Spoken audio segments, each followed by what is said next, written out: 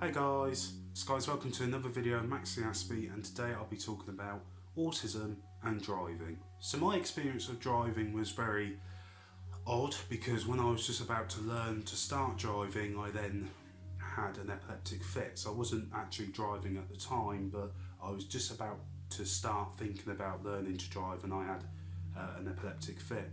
And my mum at the time told me that I couldn't drive for 2 years, which was actually a little bit of a fib.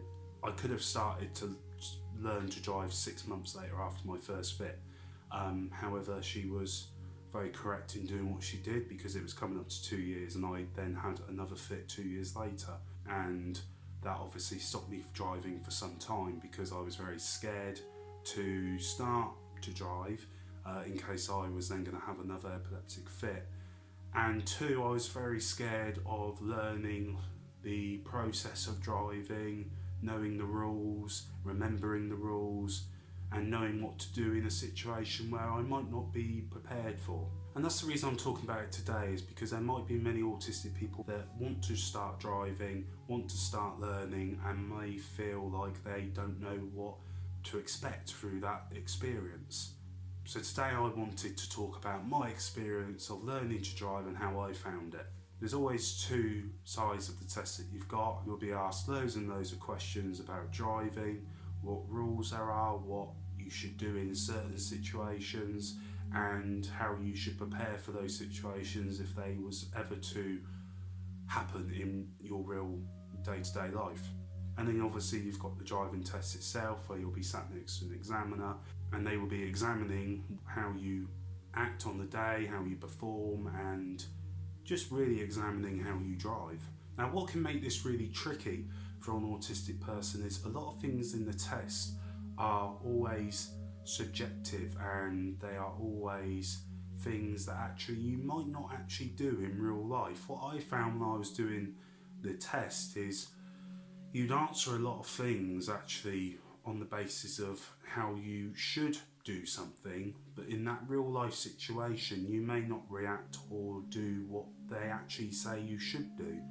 There's a big example of a lot of drivers have bad habits when they go in to do a test because we don't do the generic things that we would do in a driving test or driving lesson. We just don't do them. Over time it gets less and less and less. We get more and complacent with our driving, and we don't do the things that we are taught. And for an autistic person that could be quite hard, because if a test says you should do this or you should do that, and they then see somebody doing the complete opposite who is driving, who has got their licence, it can be quite hard for an autistic person to understand why in a test it says you need to do this and then why you don't do this in the actual real life situation. And driving, I always think, can be complicated when you perceive the world differently. Also, autistic people do find it hard to process information. So if you're at a roundabout and you're having to look in multiple directions, if there's traffic lights, if there's people crossing the road, that's a lot of information for an autistic person to absorb and take in that short limited amount of time. And neurotypical people might think it's an easy thing to do, and for myself, I was very fortunate to pass both my tests first time. But when I started driving, I had to have many lessons to sort of get the understanding. When I first started driving, I was really scared with just the simplest task of changing gear, because I felt like I had to look at the gear stick, and obviously I have to pay attention to the road, so it's doing two things at once, and having that coordination can be very hard for an autistic person. But for autistic people watching this video, I still encourage you to start learning to drive as long as you feel like you can and you're comfortable and you are obviously allowed to. In my situation, there was quite a few times where I wasn't allowed to, and then I've got to the situation where I can now drive.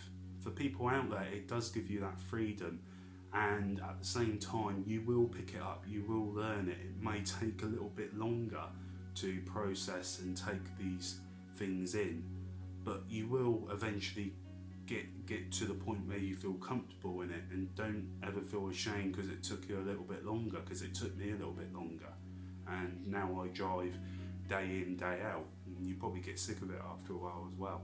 To driving instructors out there, I just take on board everything I've said in this video, which is if you do have an autistic student out there, just be patient, word things differently if you can, put things as simple as you can, write things down if it's going to help that autistic person, and just know that if it takes them a bit longer, that's fine, and just go on that journey with them of getting them to a point where they are going to be able to drive and drive safely and understand that actually there's some things in the test that is going to say that you need to do this, but in real life you probably do that.